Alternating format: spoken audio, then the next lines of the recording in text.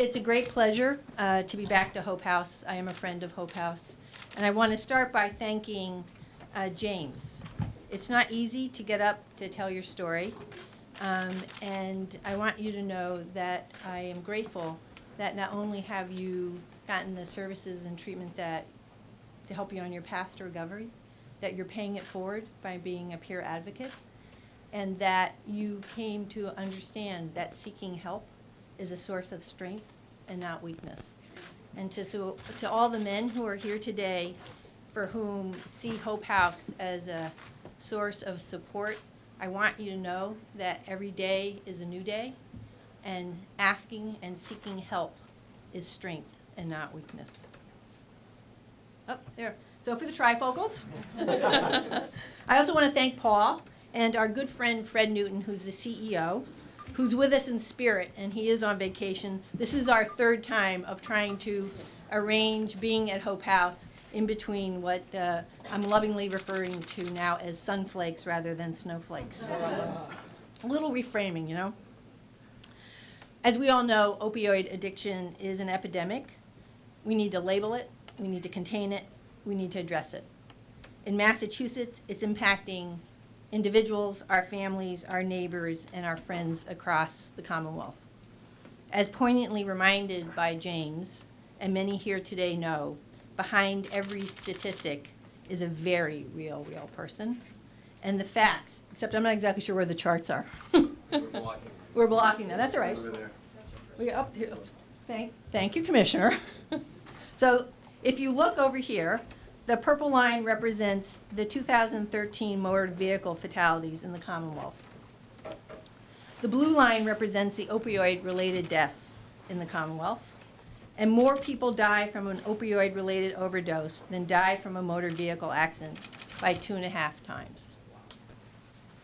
Data released today, and I'll leave the most of this to the governor, but the data released today from the Department of Public Health, the Bureau of Health Information Statistics, there were 868 confirmed opioid-related deaths in 2013.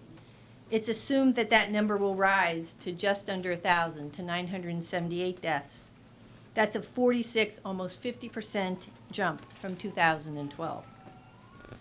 And in addition to lives lost, our hospitals are experiencing an overwhelming number of people who require hospital stays or a trip to emergency departments, which is the triangle. You all will have to look at it later. Hospitals report that there were more than 2,000 hospital stays and more than 4,500 ER visits from opioid overdoses in 2013. The costs associated with treating opioid addiction are great. However, inaction or not labeling for what it is, which is an epidemic, is actually much greater. I recognize that there are no quick fixes and that we have lots to do.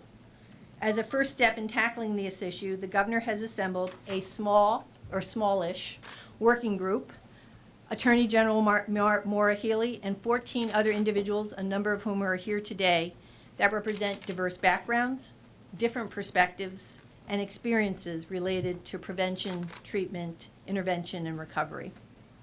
The governor's statewide opioid working group starts next week to frame the work and to begin a series of very public dialogues about what we can do better and to work towards solutions to stop this crisis.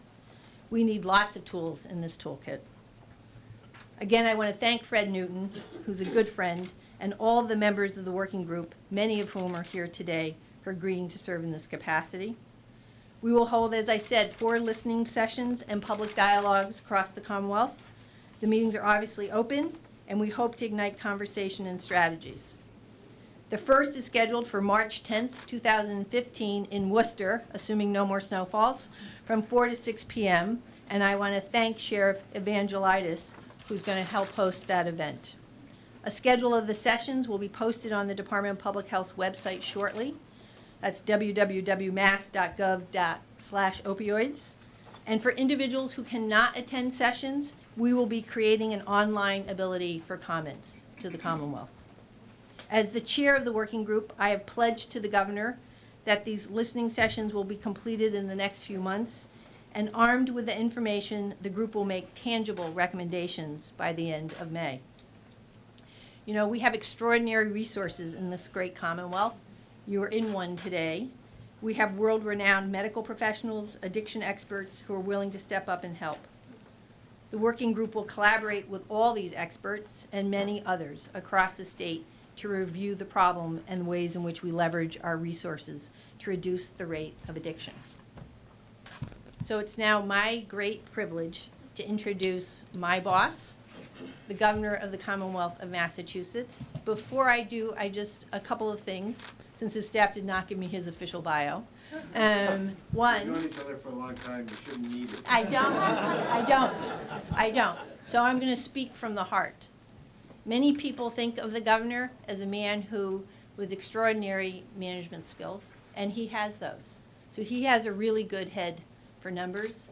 What I'm going to tell you about the governor of the Commonwealth of Massachusetts is he cares deeply about people. He has a huge heart. And for him, it is always about people, which was why it was a privilege for me to come back to the Commonwealth to be his secretary. So with that, let me introduce the governor of the Commonwealth of the Commonwealth of Massachusetts, Governor Charlie Baker.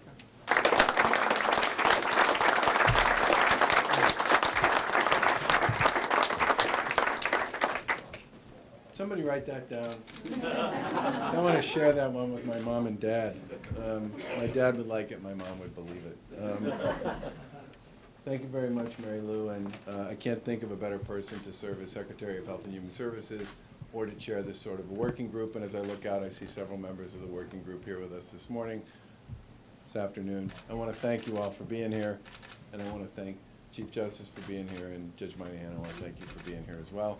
And I want to thank our elected officials and our new Commissioner of DPH, Monica, for being here as well. And I want to thank all of you for coming out. You know, this is one of those issues that, one of the things I've said about serving as governor and basically public sector and public life generally is don't be surprised when you're surprised. You don't always know what the next thing is that's going to be part of your agenda. And I certainly didn't expect to spend the first 45 days of my administration shoveling snow.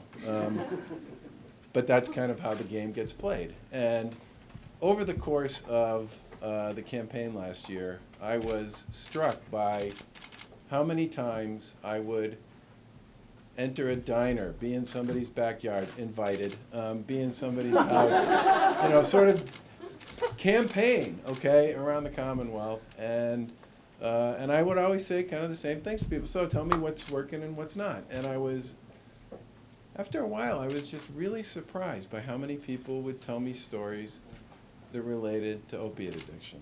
And it didn't matter what part of Massachusetts I was in. It didn't matter what kind of neighborhood I was in. It didn't matter what the age of the people I was talking to were.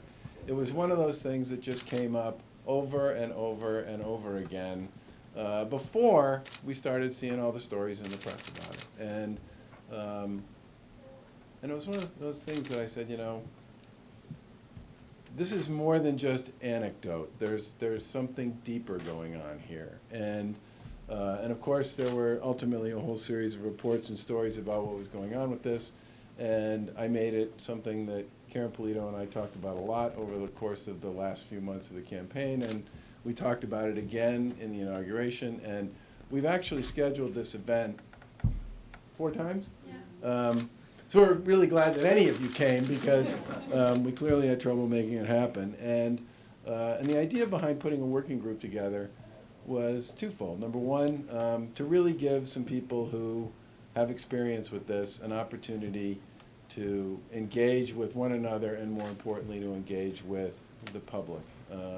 And to hear the stories, observations, and thoughts about both the nature of the problem and what we can do to deal with it going forward. And I can't be more proud and pleased of the group that agreed to sign up and to play on this. And it's a pretty broad cross-section of folks, and I'm really looking forward to the work product that they will produce as they go forward here. And James, I want to thank you very much for your thoughts. And one of the things I would say is that well, I think money certainly always factors into a lot of this stuff. The one thing I heard downstairs when we were meeting with some of the folks who are here, what I heard from them was how important shared experience was, how important it was to be able to talk to somebody and engage with somebody who can actually get what you're saying. And I think in some ways that's one of the things. It doesn't have to be about addiction. It can be about a lot of different things.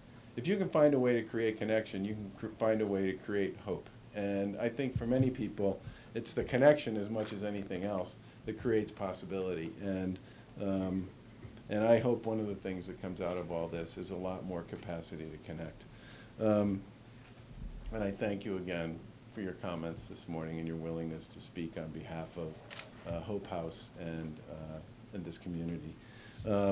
With respect to this initiative, the Secretary already mentioned one of the things we're going to do is we're going to start making a lot of the data we collect publicly available. There's a lot of information the Department of Public Health collects on a lot of things, and a lot of it would actually be pretty interesting if it ever found its way into the public domain. And one of the things Monica and Mary Lou and I have talked about is being a lot more aggressive about taking the data that DPH has that can inform a lot of public conversations and public discussions and making it more available to the public. And we're going to start producing data around overdoses on a quarterly basis and eventually, hopefully, on a monthly basis. It'll be county by county at first, and ultimately the goal is to literally be able to do it community by community, which will help people develop a much better understanding about what's really going on community by community around our Commonwealth so that we can start making better decisions with respect to how we allocate resources, time, energy, effort, and all the rest. 2013 data is being released today. 2014 data will be available in April. The second thing I want to bring up is there are a lot of extra medications lying around in people's medicine chests, cabinets in their kitchens, cabinets in their bathrooms, and I want to encourage citizens to use the drop boxes that are available at local police stations that are maintained by the police and the sheriff departments. It's a great way to get rid of stuff that you really shouldn't and don't want to have lying around. And I want to thank both Sheriff Tompkins and Sheriff McDonald for your help with respect to this and your partnership with regard to this program. I also want to point out, Andrew Dreyfus is here from Blue Cross Blue Shield. The folks at Blue Cross went through a long process of discussing the issue of opiate prescribing with themselves, with their members, with their provider community, and they came up with a whole series of initiatives to deal with prescription pain management and medication safety program. They've been doing it since 2012. They have a big advisory group that works with them to make sure that what they're doing is clinically appropriate and effective and balances the needs of those with chronic pain with responsible and careful use of prescription medication.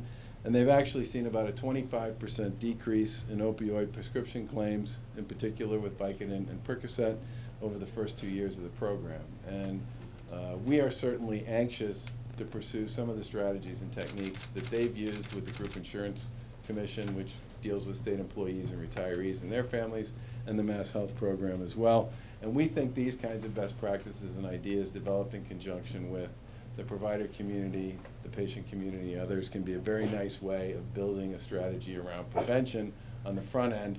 And there are also a lot of things we think we can do working with our colleagues on the addiction side to deal with this on the back end. Because as Secretary Sutter said, this has to be about prevention, intervention, and treatment, and all of those issues are going to be part of the conversation that's going to be led by the working group. And I'm anxious to move forward on this. I'm glad we finally got around to having at least one day where it wasn't snowing so that we could schedule this, so that we can do the kind of work that needs to be done to make this problem something less of an epidemic here in the Commonwealth and give people back that connection and hope that they need to build a life and a future. Thank you.